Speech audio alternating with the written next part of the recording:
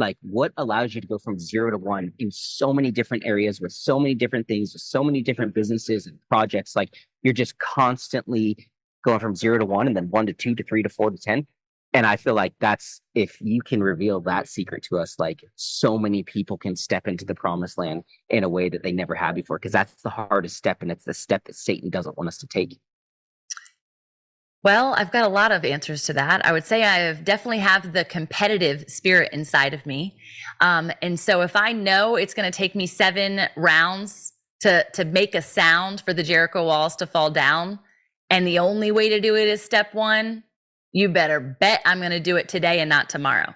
I am not a fan of comfort zones. I know that's where mold grows. I know that's where dreams die.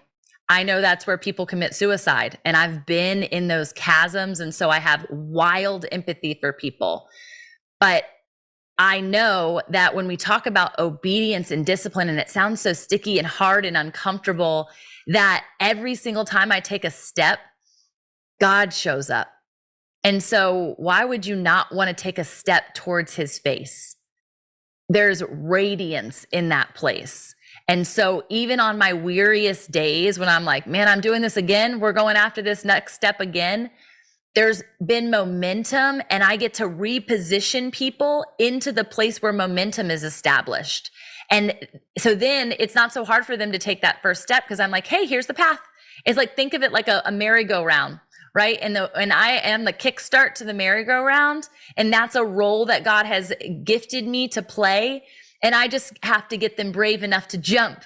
And then it will start, and the activation is already there. Gary asked me this question, actually, Chris. He was like, if you could just help people understand that first step, that habit creation step of today I'll start and it'll be day one. Growing up, my family was very much conscientious of health and like health fanatics on so many levels. And they would, quote unquote, they would say it, I'm gonna cheat. I'm gonna have a cheat day on my meals, and I'll start on Monday.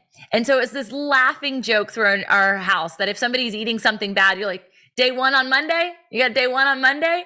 And when I started understanding what that actually meant and realizing that's actually not funny, it actually carries a massive weight, and it's a huge slap in the face to Christ, who didn't wait for Monday for me. He didn't wait for Monday for me. He said, right now, and I will give up everything I have for me to come to you in this moment. And in that moment, I didn't take one step at all. I was in the darkest chasm. And it was the step where it was not even a step. It was just me raising up my head, coming eye to eye with him, that made it all worthwhile. And so I think of all the things I could say to answer that, besides being competitive, besides the fact that I don't like comfort zones, is eagerness. And if people truly want to see change, and they truly want to get outside of the place where they were dying before, they'll do it. They'll do it. And so I just am always like, put your money where your mouth is, put your walk where your talk is, and see what happens, because there's only freedom on the other side. We have fear on like, well, what happens if I do? Well, what happens to that person that I love? If I take a step away from them, I'm going to be creating a chasm between me and them. But you're getting closer to the one that created you, the one that created them. So I don't have to carry the weight of what happens next when I take a step. God's already got that predestined. But I always come back to the walk. You mentioned the circles of the Israelites. I'm not an Israelite. That's not who I am. I live in the land of the milk and the honey, and I'm going to claim and stake territory every single day. And I just have to follow the roles and the will, and follow the rules. Like, there are rules in the Bible, right? And not from a religious perspective, because freedom and religiosity don't go hand in hand. But it's fun. I think that's the other part that people forget.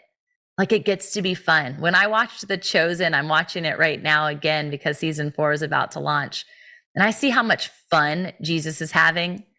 I get to play every single day with him. I don't have to, it does not like armor that's very stiff and rigid. His armor is so much more free frolicking, at least mine is. So I don't know if that answers your question in a really, really long way. It's Yeah, fun. totally. It's not, you don't have to be afraid. It's already written. And if I get it wrong, you guys, like if you take a step and you're going to feel it, everything in your body is going to feel it. There's going to be proof that, hey, let's re-gear, let's realign to the way in which it's supposed to be. I've made a lot of wrong steps, a lot of wrong first, but they have always been used for good every single time. Wow. Hey, right off the bat, when you said marching around Jericho 7 times, it was like that's what I needed to hear, because I think so many of us, we don't go from 0 to 1. We don't take that first step because we expect the first step has to be success. Like imagine if they only marched around Jericho 1 time and expected the walls to fall. And I know for me personally, it's like I expect to march around 1 time and success.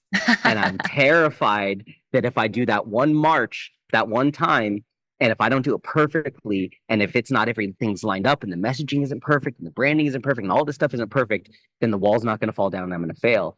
Not realizing you have to march around 7 times. Yeah. So who cares if you fail the first time, the second time, the third time, the fourth, the fifth, the sixth, it doesn't matter. As long as you keep marching, victory's there. Someone that, like, if I if I do something and it doesn't succeed, to whom is judging me, right? And God is seeing that I am saying yes to him. And like this fast that we're starting again tomorrow, it's the 1st to the 3rd of every month. It is, I didn't know how many people were going to show up for it. I didn't know out the gate 150 families were going to be represented. I didn't have any idea. And it didn't matter to me because he told me to do it. And so to know that there is a ripple effect that happens with my action, I've got kids that need my ripple effect every single day. And so it's just the representation of who Christ was. He didn't sleep on the clock, y'all. He doesn't sleep on the clock. And so I can't make an excuse for myself anymore. And I didn't always live this way. I'll say, Chris, that one of the roses and thorns that was synonymous to people was knowing that you know that God has called you into something, and the thorn being, I don't know what the heck I'm supposed to do with it. I don't know what the next step is, but they know that they know that they know. Well, if they know that they know that they know, and we have a living testimony of how to do it, then they do actually have the next step. And this is the Bible, the living word. You guys can't see it if you're just listening to us. It's the very first thing I consume in every single day. When a day goes by that I don't, and I think last year I read through my Bible in a year, I missed 6 days out of 365 days where I just missed that day. I caught up, I read it the next day, but I was starving that day. It was the only thing I could think of. I missed my date with destiny, says Tony Robbins. This is your destiny, you guys.